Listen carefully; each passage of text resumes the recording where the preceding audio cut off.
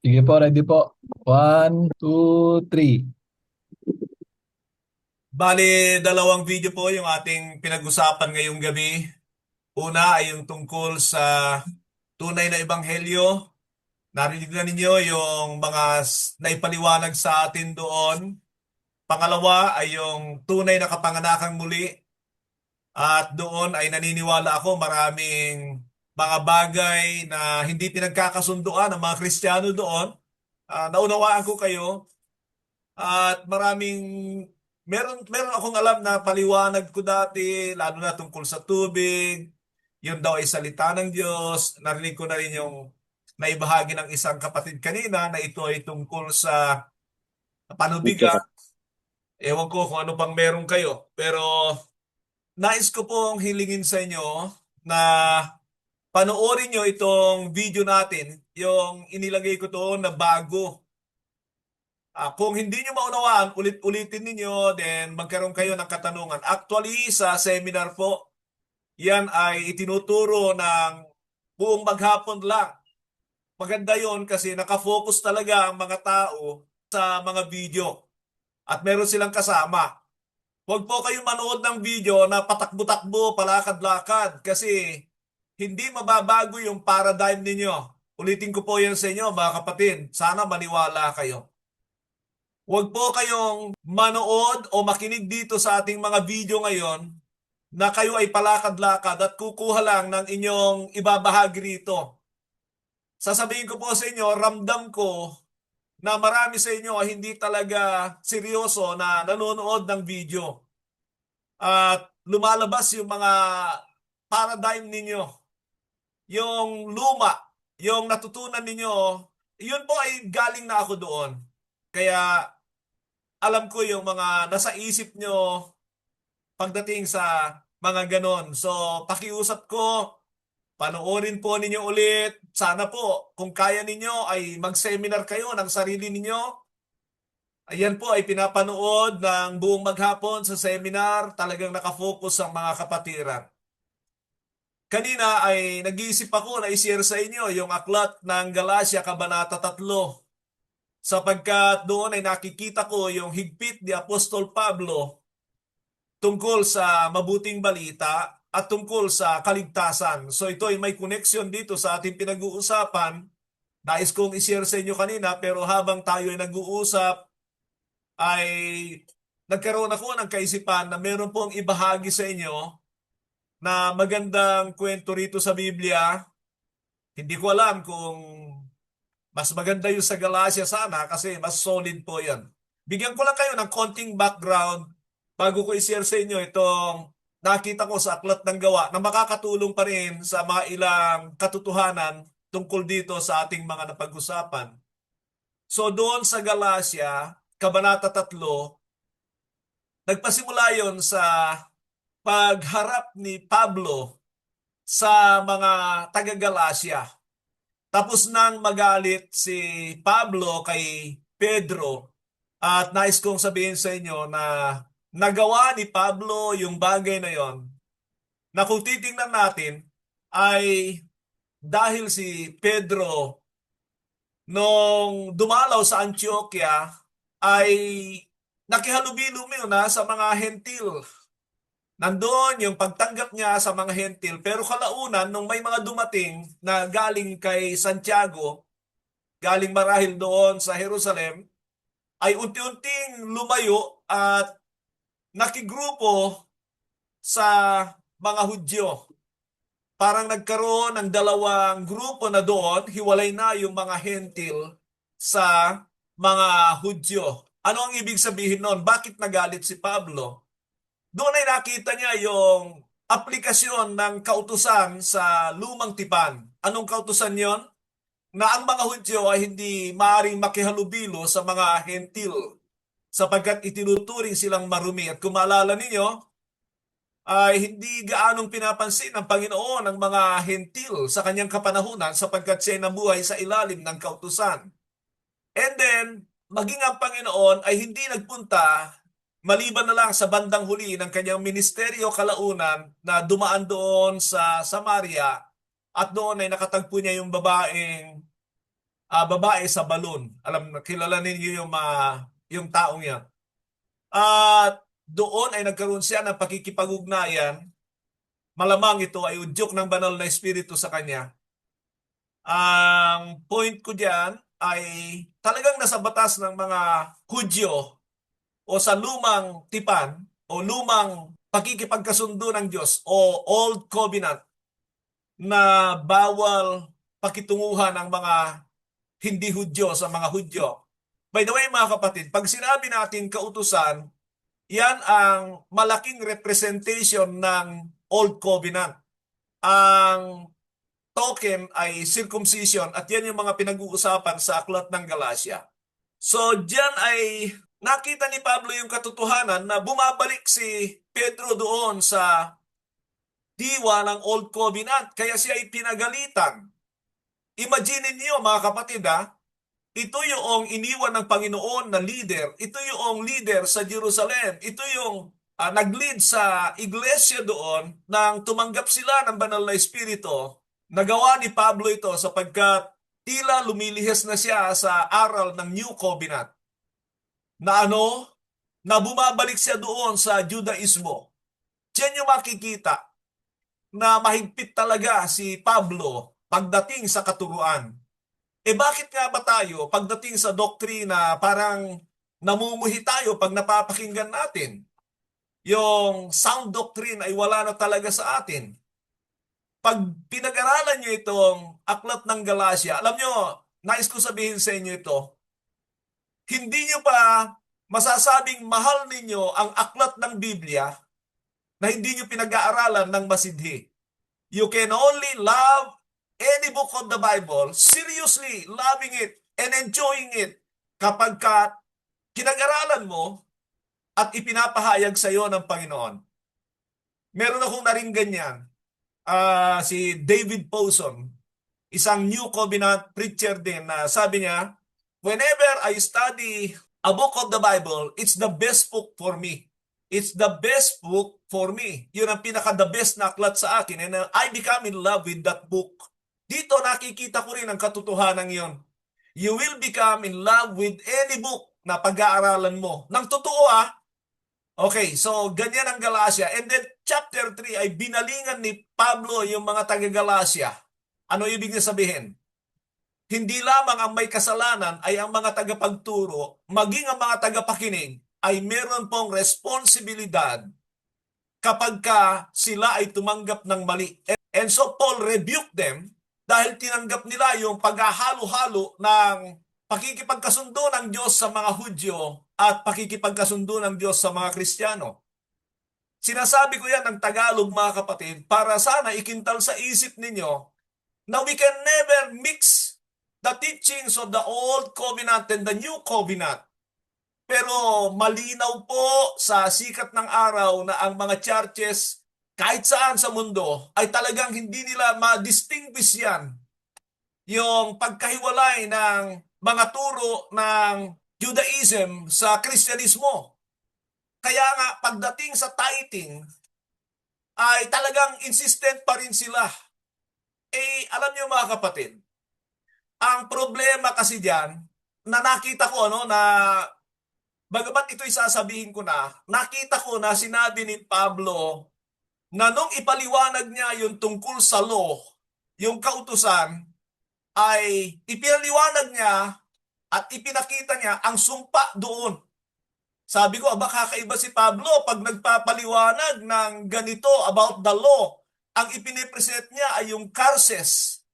Samantalang tayo sa ating kapanahunan, ang ating pinipresent ay mga blessings ng law.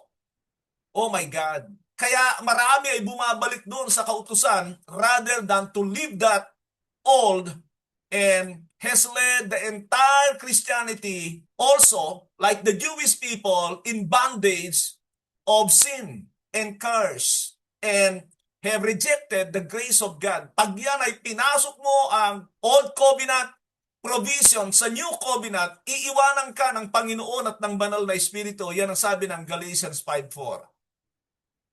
Mga kapatid, it's not a little thing itong sinasabi ko sa inyo. Tignan niyo ang attitude ni Pablo. Wala akong sinabi sa kanya. Mabait ako ng malayo sa kanya. Binibigyan ko lang ng diin yung aking sinasabi. Pero pagka binasa nyo itong sinasabi ko sa inyo, sana po gawin ninyo. Dahil meron tayong guide na pinoprovide ng Panginoon sa pamamagitan ng inyong lingkod. Basahin nyo ang Galatia o kaya ay manood kayo ngayon ng mga videos na pinapalabas namin every Sunday about the Galatians.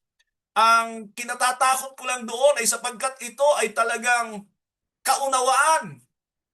Kulang sa libadura, walang libadura yung aking pagtuturo. Kaya alam ko marami ay hindi makakatiis diyan. Masasaktan ka.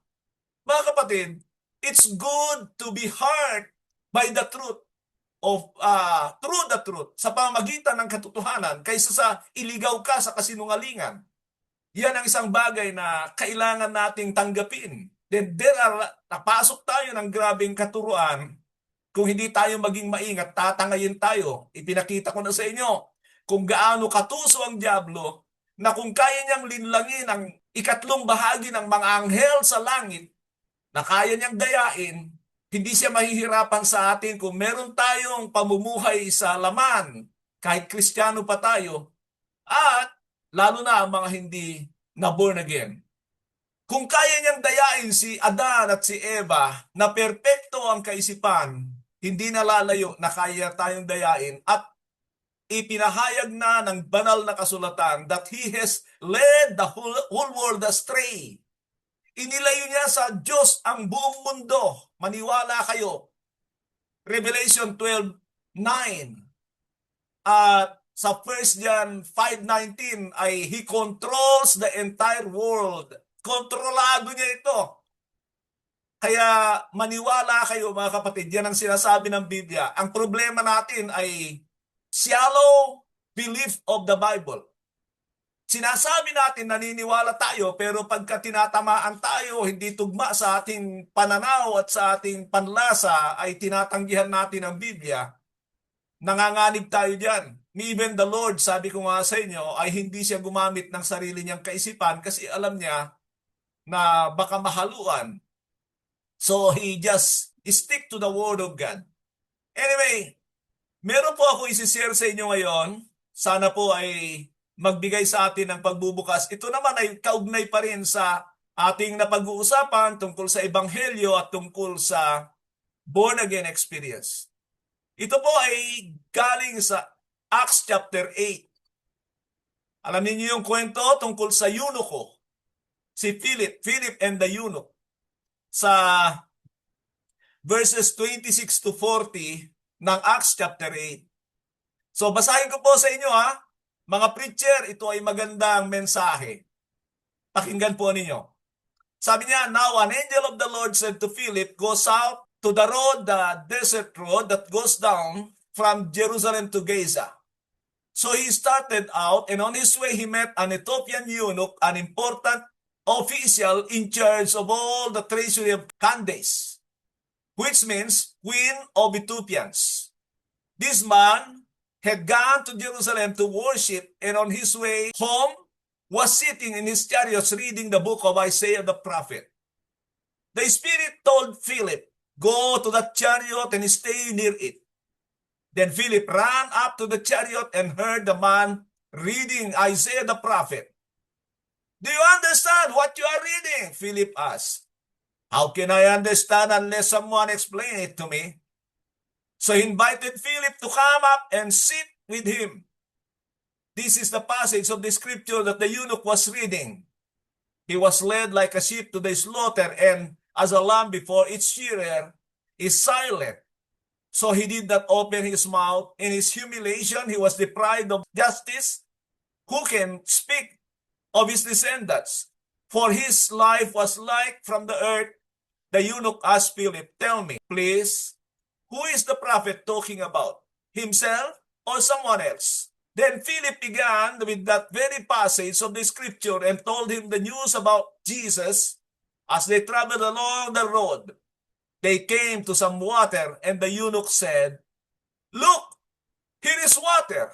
What can stand in the way of my being baptized? And he gave orders to stop the chariot.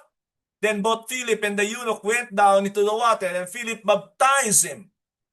Then they came up out of the water, and the Spirit of the Lord suddenly took Philip away, and the eunuch did not see him again, but went on his way rejoicing.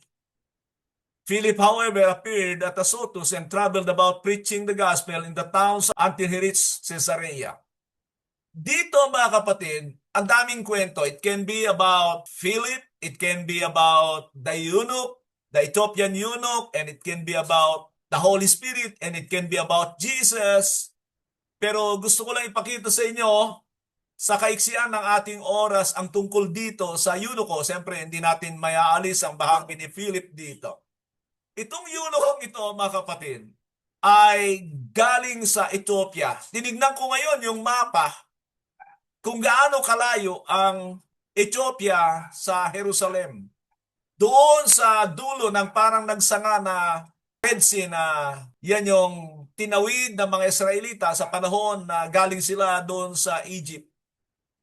Malamang doon pa siya umiikot sa halos may madaanan ng karwahe because alam naman natin na siya ay nakakarwahe nung mamit niya si Felipe. Ano ang punto rito? Ang punto rito ay yung kanyang kauhawan na makilala ang Diyos. At malala ko diyan yung sinasabi ng Acts chapter 17, tingnan ko po sa inyo, na obligasyon ng tao ang hanapin ng Diyos. Acts 17, pasimula sa 26. From one man, he made all the nations that they should inhabit the whole earth, and he marked out the appointed times in history and boundaries of their land. God did this so that they would seek him and perhaps reach out for him and find him, though he is not far from each one of us. Tagalogin ko. Ang Diyos ay ginawa niya ang lahat ng bansa at kung saan sila manahan sa bahagi ng mundo at sa panahon ng kanilang kinaroroonan at maging ang mahangganan ng mga lupa. Sa 27, sabi niya, ginawa ito ng Diyos upang hanapin siya ng tao at abutin siya sapagkat hindi naman siya talaga nalalayo sa atin. Now, ang punto ko diyan mga kapatid, God gave the obligation to every human being to seek the Lord. Nais ko sabihin sa inyo, do not seek born again, seek God. Pag naghahanap ka ng Diyos, malamang maboborn again ka. Pero kung hahanapin mo born again, baka mamiss mo yung katotohanan. So itong eunuch na pinag-uusapan natin, ay makikita nyo that there was a hunger. Meron siyang kauhawan sa puso sa Diyos na naglalakbay siya at nalalagpasan niya ang Egypt, ang Sudan, meron pang Eritrea rito, hindi ko alam yan. At bago dumating dito sa Ethiopia na katabi na ng Somalia, sa bahagi ito ng Africa, mga kapatid. So hindi ito papunta sa Europe, sa Syria, mga ganyan, hindi. Ay nakikita ko rito, hindi ko lang alam kung saan siya dumadaan sa panahon na yan, pero makikita nyo na sa kanyang kauhawan sa katotohanan at sa Diyos, ay kailangan niyang magsakripisyo, maglakbay, hanapin ang Diyos. Isa pa, galing na siya doon sa Jerusalem para sumamba, sabi, he went to Jerusalem to worship the... Makikita nyo yung kanyang sobrang kauhawan. Hindi lamang siya nakontento na nandoon sa Jerusalem habang siya naglalakbay na pauwi.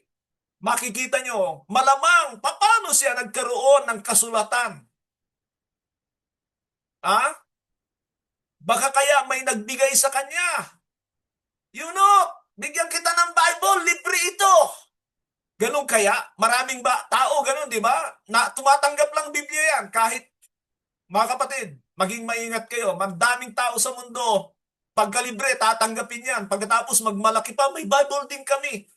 Ang tanong, binabasa ba niya? Itong eunuch na ito, galing na sa Jerusalem, naglalakbay na pauwi. Alam nyo, pag nagkakaedad ang tao, ang hirap magbasa habang gumagalaw, karwahe ito at naniniwala ko hindi naman ito yung katulad sa ating panahon na sementado ang mga kalye. Pero yan ang sinasabi ko sa inyo, na kung ang tao lamang ay totoong maghanap sa Diyos, katatagpuin niya ng Diyos. Nangyari yan kay Sakeo na pinag-usapan natin. Anybody na maghahanap sa Diyos, merong butil ng kauhawan sa Diyos, katatagpuin niya ng Diyos. So yan ang nais ko sa inyo mga kapatid na sabihin. Pero kung maghahanap lang tayo ng pakunwari sa Diyos, sasabihin ko sa inyo, kahit ang Diyos, lalayuan kayo. Pag merong pretension mga kapatid sa atin, lalayuan kayo ng Diyos. Sasabihin ko sa inyo yan. Manangis kayo na magbigay ng kauhawan sa Diyos. So ganyan itong eunuch. And then, ayan, ang Diyos ay kumilos na. Lingid ba ito sa Diyos? Hindi. It's not hidden from the eyes of the Lord of anyone who has that hungering and thirsting for God. Katatagpuin niya ng Diyos. Katatagpuin niya yan. Sabi ko nga sa inyo, ganyan si Zacchaeus sa kwento na ating pinag-usapan. Nagkaroon siya ng kauhawan sa Diyos. Iniwan ng Panginoon yung ginagawa siyang celebrity. Hindi interesado si Lord sa ganon. Naghanap siya ng mga, naghanap talaga sa kanya, sa kanilang puso. Hindi yung gagawin siyang celebrity sa kanyang buhay. Daming ganong Kristiyano. Kala mo, totoo, pagka nagsalita, talagang masasarap, magagandang pananalita ang ginagamit. Hindi yan kailangan ni Lord. Huwag kayong mag-bluff, mga kapatid. So, ayun na. Pumunta na sa Philip. And this a very sacrificial man also na kung sa bagay, hindi natin alam kung gaano katindi ang banal na espiritu sa taong ito. He was not one of the apostles. Alam niyo, doon sa 7 na napili na diakono o naglingkod sa lamesa para sa mga babaeng balo, doon sa chapter 6 ng Aklat ng Gawa, 2 lang talaga ang nagpatuloy na nag-try. Yung una, yung isa, si Esteban, pinatay na. O, gusto nyong mapuspos ng banal na espiritu? Alam ko sagot nyo. Amen! Gusto nyong maagang mamatay? Handa ba kayo? Yun si Esteban. Pero iba naman si Philip. Baka yun ang abutin natin, delikado. Sana nga, katulad lang ni Philip na every time na mapupuspos ng banal na espiritu, itinataas siya, nawawala siya. Kakaiba doon sa mga nagtutumbahan ngayon. Huwag kayong maniwala sa tumba-tumba. Naku, mga kapatid, walang ganyan sa Biblia. Ang natutumba, yung mga sinungaling na pretentious na katulad ni Ananias sa ni Sapphira. Patutumbahin niya ng banal na espiritu. Kahit sa Old Testament, para hindi makopya ng mga mandaraya ang pagkilos ng banal na espiritu, mostly ang mga mananampalataya ay itinataas niya katulad ni Ezekiel. At itong si Philip, every time na may gagawa ang Panginoon sa kanyang buhay, itinataas siya. Hindi tumutumba-tumba. Mga kasinungalingan ng ating panahon, kung hindi ka magbabasa ng Biblia, kahit magbasa ka pa, kung ito ay parang bubble gum, juicy fruit, magbasa ka ng 5 talata, 10 talata, busog na busog ka na, parang hindi ka panipaniwala, nauhaw ka pag ganon. So, balikan natin itong si eunuch. Nung inabutan siya ni Philip, talagang hindi ko alam kung gaano kabilis tumakbo ito kasi karwahe yung kanyang hinabol. At sabi niya, habang tumatakbo, naunawaan mo ba ang iyong binabasa? Ano sabi niya? Siyempre naman, hindi. Mga kapatid, itong eunuch, makikita niyo yung kaseryosohan niya, honest siya. Sabihin niyo nga sa sarili niyo, honest. Pag hindi ka honest, pariseo ka. Ulitin ko yan. Pag hindi ka honest sa iyong sarili, meron kang mga patago-tago, pariseo ka. Yan ang ugali ng mga pariseo. Pero dahil ito ay honest, anong sagot niya? Maalala ko dyan, yung nasa Acts chapter 19, yung mga taga-Ephesus na naunang na-convert. Nung tanungin ni Pablo yung mga lalaki, 12 men, did you receive the Holy Spirit when you believe? No. Alam niyo ang problema ng marami ngayon? Baka isa kayo. Yung naiinsulto siya na parang hindi siya born again. Pag sinabi mo hindi ka na born again, kahit totoo, naku, embarrassing yan. Sampal yan sa kanya. Hindi siya papayag. Ang mga tao ngayon sa ating kapanahunan, hindi sila papayag na hindi sila na born again kasi nag-a-attend sila sa church. Kahit mali-mali ang kanilang proseso at hindi tama ang kanilang ginagawa sa Biblia, sila na ang magsasabi. Kayo pala ang gumagawa ng Biblia, hindi na pala ang Diyos ang nagbigay sa atin ng pamantayan. Bakit pa natin kailangan ng Biblia? Ganun ang ating kapanahunan. Huwag kayong ma-embarrass mga kapatid. Pasalamat kayo pag nakita nyo na, naku, hindi pala ako totoo. Kaya pala ako ganito, honest ka, meron kang mararating. Pero pagkakatulad ka ng mga pariseo, nagkukunwari, meron pagtatakip, naiinsulto ka kapag nakikita mo ang sarili mo sa salita ng Diyos, wala kang kapag-asa pag hindi ka nagsisi. Ito, how can I? Unless somebody explain it to me. So he invited Philip, sabi rito, and sit with him. At doon nga ay makita nyo yung pagkilos ng banal na Espiritu. That is the grace of God working when a person is seeking for the truth. Ulitin ko lang yung katotohanan. Hanapin nyo ang Diyos. Huwag niyong hanapin ang kaalaman, hanapin ang born-again experience. Seek the Lord sa inyong mga puso. Magpakumbaba tayo. Dahil kung hindi mo madadaya ang Diyos. Kaya mong dayain lahat. Kaya nating magpanggap sa isa't isa rito. Kaya nating dayain ang bawat isa rito. Pero kawawa tayo. Ang Diyos na ito ay banal. And so ano nangyari? Hindi ko alam kung saan niya nakuha yung kaisipan na nung makakita siya ng tubig, siya pa yung nagsuggest, look, here is water. What hinders me to be baptized? Ngayon, nakita ko yung mga Kristiyano ngayon, kahit nakikita yung kanilang sarili sa katotohanan ng salita ng Diyos, ay, nagpabaptize na ako ng born again na ako. Tama na yun. Hindi na iayos. Ngayon, sige, tingnan mo ang buhay mo. Hindi makagawa sa iyo ang banal na Espiritu kasi ayaw mong sumunod sa proseso ng Diyos, sa panukala ng Diyos. Mahihirapan ka. Siya ang nagsabi kay Philip, look, here is water. What hinders me to be baptized? Siya yung nagkusa. Siya yung nag-alok. So walang magawa si Philip. At walang magawa ang banal na Espiritu sapagkat diyan naniniwala ko yung kagalakan niya is the joy of the Holy Spirit. One of the signs of the Holy Spirit is joy. Pero makita nyo, evidently, kay Philip, ayun, tinaas na naman siya ng banal na Espiritu, dinala sa Azotus. Makita nyo ang pagkilos ng Diyos.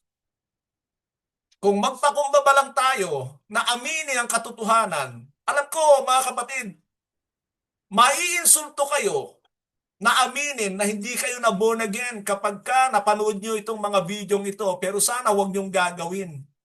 Huwag kayong magpanggap na alam nyo na. Matagal na akong Kristiyano bago ko natuklasan ang katotohanan ito. Ang tagal-tagal ko sa mga doktrinang yan. Pinagtatanggol ko ang tubig dyan ay salita ng Diyos.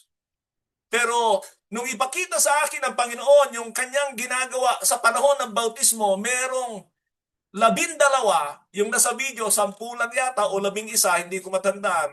But when you study it from the Bible, merong 12 ang ginagawa ang Diyos sa panahon ng pagpapabautismo ng sumampalataya. Huwag niyong alisin yan. Mga kapatid, ang oras natin ay 9:31, so kailangan ko nang tumigil. Magandang gabi sa inyo. Babalik ko na kay Pastor Joseph.